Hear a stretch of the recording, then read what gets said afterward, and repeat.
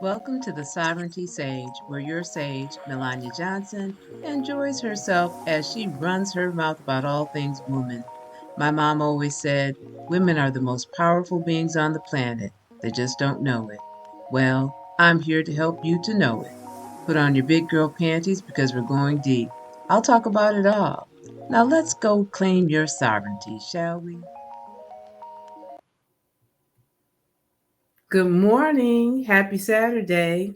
My name is Melania Johnson. I'm your Sage Coach, and welcome to Sovereignty Sage.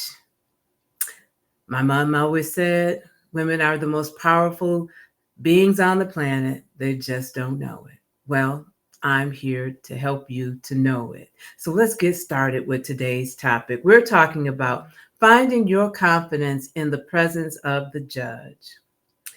Let me preface this first by saying this.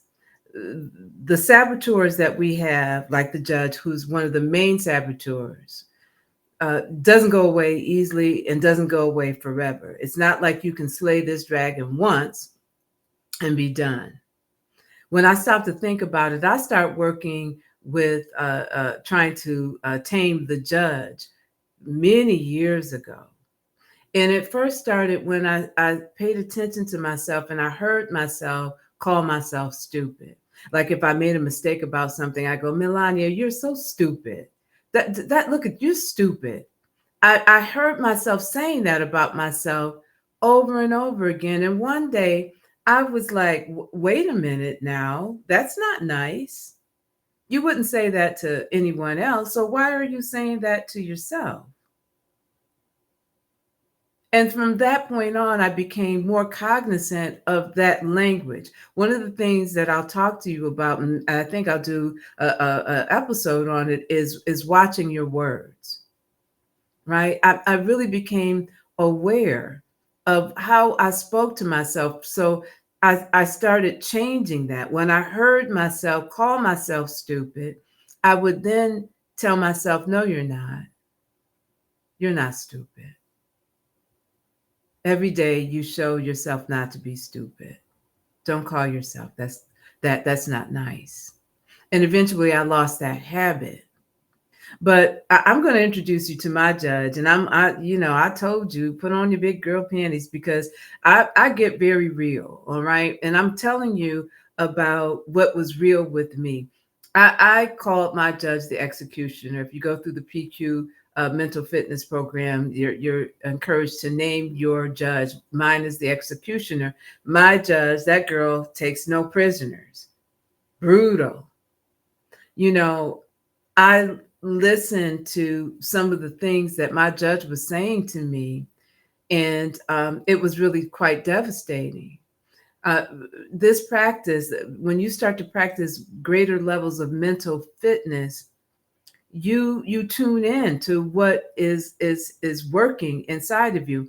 Our saboteurs are like a software application and a computer. You have software applications that are running in the background and you don't even know that they're running. Our saboteurs are like that, right? And so the judge is always looking for an opportunity to judge. Now, I'm going to tell you this. Before I started really working on my mental fitness, I really thought that I was a very good person. And I am a good person, okay? I am. Not perfect, but I'm a good person. However, my judge is not. My judge is mean and heartless and has no empathy. My judge has something to say about everything about me. You go past the mirror. Oh, you're too fat. You call yourself names. I don't say I'm not.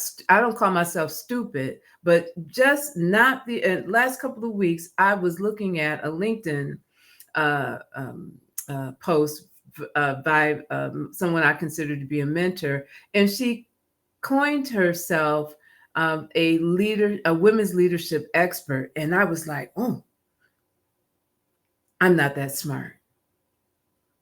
I literally said that out loud. I heard myself say that. Now, if you're not really listening to yourself, you say these mean things to yourself and you don't even pay attention to them. But I'm been trained enough to listen to my inner workings that it made me pause. I stopped and I said, "What did you just say? Why would you say that? Why would you say that about yourself?" I clearly know that there are some areas that I am absolutely brilliant. There are some areas where I'm not. Okay. Let's keep it real. But what I found myself in that moment, what I was doing, the judge was doing, was looking at me from the outside in, comparing me to someone else. My mentor, that person, absolutely has brilliance. Her brilliance is not my brilliance. My brilliance is my brilliance, and your brilliance is your brilliance. And it's not to be compared to anyone else's. The work that we do with our saboteurs and that judge is painstaking work. Is you've got to pay attention to yourself, and you've got to put in a daily practice where you are listening to what you are telling yourself, because it's the things that you are telling yourself that are absolutely either building you up or tearing you down. But here's the funny thing about the judge. It wasn't just trained on me. And understand that the function of our saboteurs. The function of our saboteurs ultimately is to protect us. The judge is trying to protect you from some danger. The mind is always, the brain is designed to keep us alive, right? And the judge is designed to keep us from pain and harm. I don't want you to embarrass yourself. I don't want you to fail. I don't want you to prove with your teacher or your mother or your father or your sister or that critical person that was in your life that told you that you weren't this or you weren't that or you could not do. I don't want you to show up and then prove them right. So the judge is trying to protect you from hurt. But we don't need the judge. We're stronger. We're stronger than the judge understands and thinks. But when I really started to look at my judge, okay, I realized that it was not just trained on me, but it was criticizing everyone else, critiquing everyone else. Oh, she looks nice. That's a nice dress. Oh, they're fat. What that was stupid. Why did they say that? You know what? They really shouldn't even be in that position because they don't really know what they're doing. What in the world? How are you driving? I mean, there was nothing my judge was not weighing in on. I was overwhelmed when I first started really paying attention to my mental fitness, how center stage my judge was.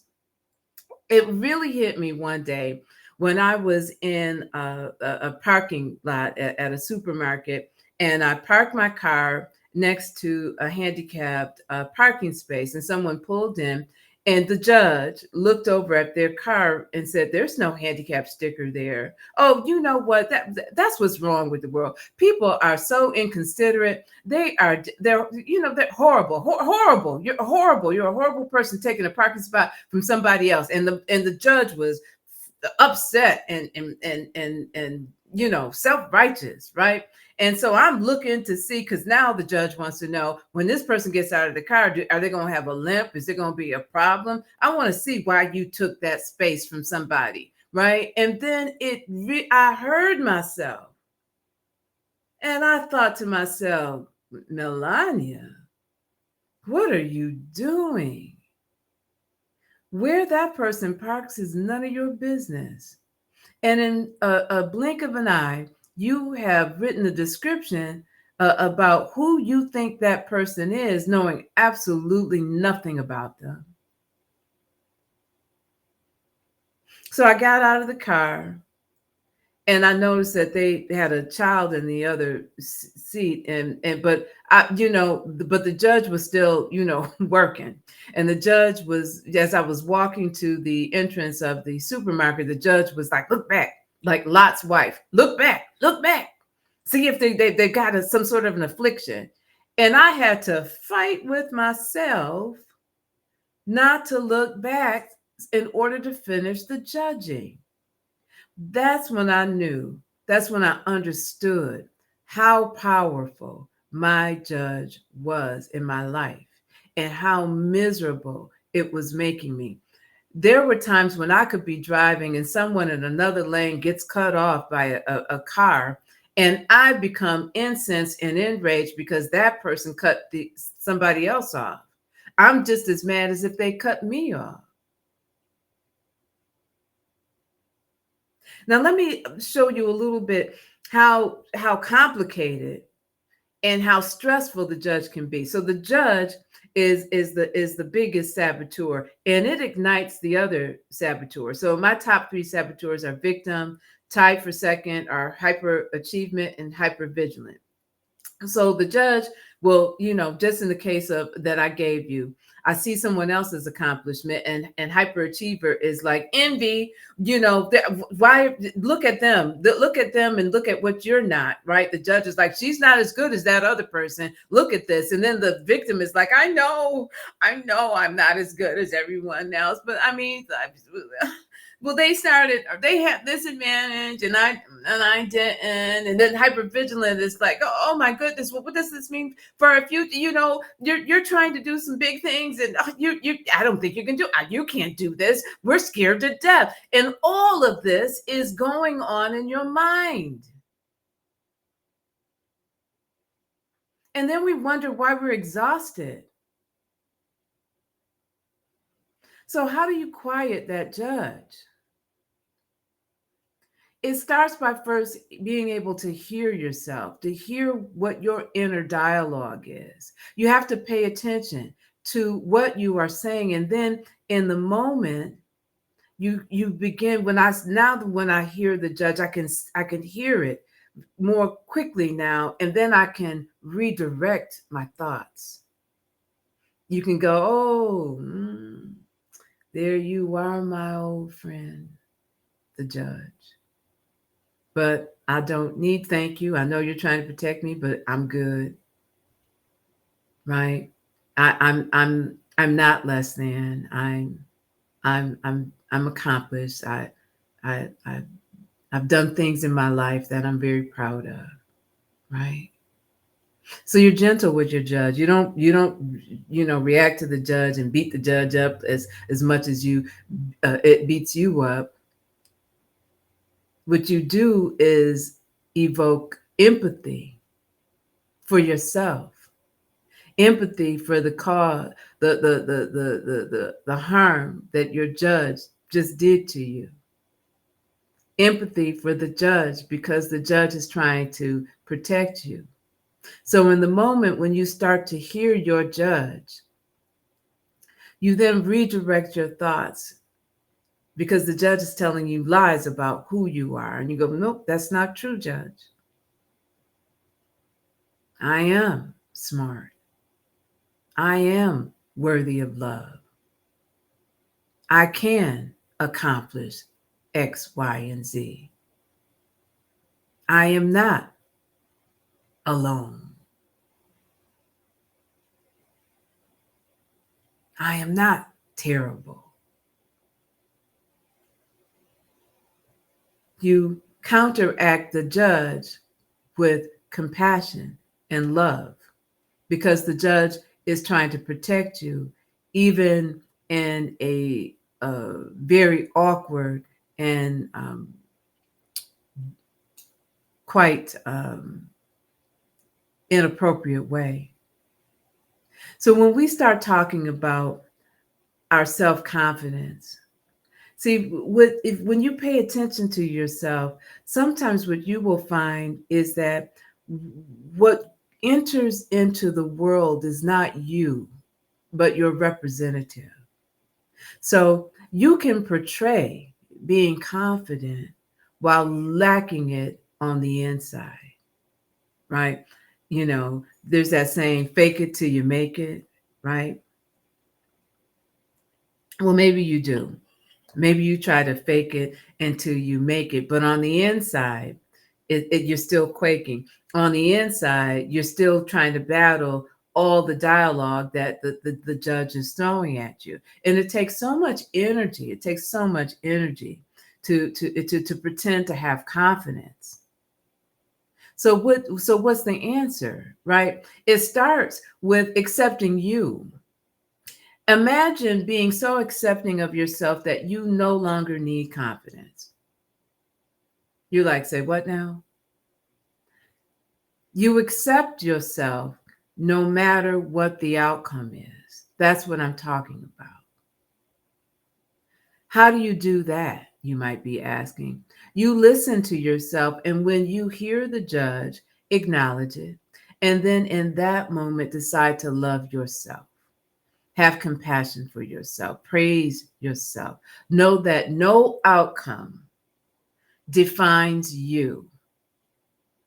Be free. And the thing that we need to free ourselves from oftentimes is expectations. Years ago, I belonged to Toastmasters, and a man named Mike gave an impromptu speech on uh, letting go of expectations. It was something that really blew my mind. There are two things in life that I've tried to strive for. I use the word try. I don't use that word. That I've strived for daily. Someone talked to me and told me about in terms of being a good listener, having the will to listen. So every day I work to have the will to listen. And the other is to not have expectations. And I can tell you that I fail at both of those daily. When he finished that speech about having no expectations, I was like, well, who am I without expectations? That's all I am, is a bundle of expectations. Some of my are my own expectations. Some are expectations that I carry from my childhood and my parents. Some expectations are from those from society. All I am is expectations. Without expectations, who am I? Let me share this with you. When you never meet your own expectations and others don't meet your expectations, you can never be happy. Contrary to whatever we have been told and taught, expectations are never good. They only lead to pain. See, we think that having high expectations will drive us, but that's not the case. There's something else that can drive us. It's called nurturing. It's called loving. That grows us. Expectations and the judge beat us. So part of being confident is freeing yourself from the need to be perfect and freeing yourself for the need for life to be perfect. Because let's put this in perspective. What we're saying is that in my mind, I have an idea of what the outcome of this should be. There are a million different possibilities in life, but I want life to manifest itself in the way that my mind sees it and needs it to be. What is the probability of that? Sometimes you might win, but most times you probably won't. And that means that you're always expecting something that doesn't manifest. And because of that, you are unhappy. Let's talk about what confidence is. Confidence is defined as the feeling or belief that one can rely on someone or something. First, firm trust. You can have confidence in yourself, but don't hang it on a particular expectation. Know that what is supposed to happen will happen. You can only do your best, and the outcome is what it is. The judge's outcomes are always brimming with negativity that scare you and convince you that you're not enough, you're not worthy, you're not smart, you're not beautiful. You know what your judge is saying, right? You know the lies. So we look at ourselves from the outside in, seldom from the inside out. And the judge is often concerned with outward appearances. That's why a representative shows up in so many scenarios. When you are free from expectations, what others think no longer significantly matters to you. The state of mind of being free from the judge and free from expectation and no longer needing confidence, because when you are authentically yourself, when you show up as the best version of yourself, the outcome will be what it is, which I'm not going to define myself by. If the outcome is good, great. If the outcome isn't good, then I've learned something that I can apply to the next time I approach this endeavor. But all of it doesn't impact me and my worthiness. I can only do my best. After you've done your best, what else is there? So if I've given my best, then the outcome is what it is, and I can accept that. That's how you find confidence in the midst of the judge. You accept yourself and you accept outcomes without expectations. And I can tell you, it's going to be your home. You're going to have some homework after this. That takes some time. So let me help you in terms of being able to do this. I'm going to go into my shameless plug. I want to talk to you about the sponsor of this podcast is Be Smart Coaching, a leadership coaching, training, and organizational strategy practice. Their motto is, in life, you can either work hard or you can work smart. I suggest you work smart. Well, that quote came from my mother. And by the way, Be Smart Coaching is my company. I told you it was a shameless plug now.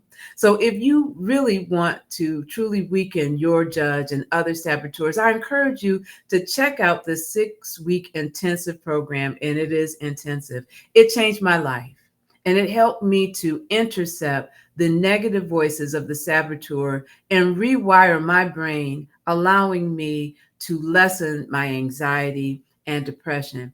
This program uses neuroscience, cognitive behavioral psychology, positive psychology, and performance science. It is a robust and amazing program. You will learn ways to stop the saboteurs in their tracks and form new ways of thinking about yourself and how you operate in your life.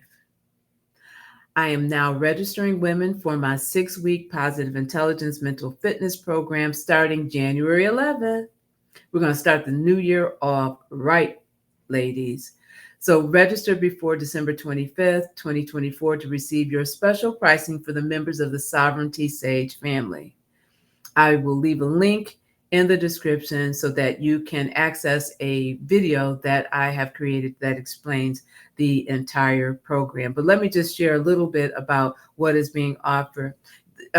Building mental fitness is a daily practice. So you will have access to an amazing app to help you track your progress and daily exercises. You will have weekly coaching facilitated by me with a small cohort of 5 women. You will have a digital copy of the best-selling book, Positive Intelligence by Shirzad Chamine, who is the creator and founder of the PQ intelligence, or positive quotient intelligence. It is a amazing platform and exercise to help you to build better mental fitness and higher resilience to live a happier life. So the registration deadline for the special pricing is December 25th. I encourage you to check out the video and to learn more about it. And so there we have it, folks. That is my shameless plug. A sage does have to eat now, doesn't she? Yes, she does. So let's move on to, so we, looking at, your confidence in the presence of the judge is that personal sovereignty, right? We this podcast helps to build the personal sovereignty, but we also have to look at the collective sovereignty. And with that, um, I want to talk about the troubles. The troubles are what the Irish folks called back in the 1968 through 1998 was the conflict between the Irish Protestants and the Irish Catholics, right? The Protestants were the loyalists who really still wanted to have ties with England, and the Catholics were not, right? And the troubles was actually um, 30 years of violence, 30 years of car bombings and revenge of killings and mayhem and carnage. And it was the women, the Catholic women and the Protestant women, who got tired of the carnage and the death. And they formed a grassroots effort across communities and collaborations to greatly impact the overall peace movement. They were key in helping to bring peace to Ireland. There was the formation of communities, the formation of peace organizations. Women formed peace groups like the Peace People. That was in 1976. It was co-founded by Betty Williams and Myrid Corrigan to promote nonviolence and reconciliation between Catholics and Protestants. They formed cross-community dialogues. Women facilitated dialogue between Protestants and Catholic communities, working to bridge divides and promote mutual understanding. They had local leadership and advocacy. Women led in local communities, organizing rallies and protests against violence, calling for an end to sectarian killings and fostering a culture of peace. Political participation. Female activists and leaders participated in the political process, including Northern Ireland Women's Coalition that was formed, I believe, in 1996, which pushed for greater role in peace negotiations, culminating in their involvement in the 1998 Good Friday Agreement. If you are a YouTube fan, then you remember the songs Sunday, Bloody Sunday, right? Well, this was Good Friday. Sunday, Bloody Sunday was a bloody day in Ireland's history. And they helped to put this peace agreement called Good Friday Agreement. So there was also grassroots building, peace building. Women groups worked at the community level to rebuild relationships, promote reconciliation, and address the social and economic issues exasperated by exasperated. Did I say that right? By the conflict, right? Their efforts were vital in fostering an environment of peace and dialogue, ultimately contributing to the end of decades of violence. That's what happens when the woman collective works together. It brings peace, it brings community, it brings healing. And so that's what we have to do in our lives. We have to heal and bring peace in our lives, our personal sovereignty. We have to do it in our communities. We have to do it in our country. We have to do it on a global level. This is a movement, ladies. We have to care for our sisters in other parts of the world. And we collectively have power. So I want to leave you with a closing quote. Collectively, we have all the wisdom of every woman that ever lived on earth. That's a lot of wisdom. What would happen if all that wisdom joined forces? Imagine the village called Mother Earth. That was by Melania Johnson, Sagecoach. Well, I think I've given you plenty to digest. This week, pay attention to your inner voice, start recognizing the judge, and then kindly refute its message and love yourself without expectation in that moment. I've run my mouth enough. So, in closing, if this helped you in any way, please like, subscribe, and share. Again, share this with women who need to bolster their personal sovereignty. Young women, we don't want generational curses to keep following us. If you haven't told yourself this in a while, you are powerful. Now go rule your world and claim your sovereignty. Thank you for joining me today. I hope that something I said helped you to increase your personal and collective sovereignty. See you next Saturday at 9 a.m.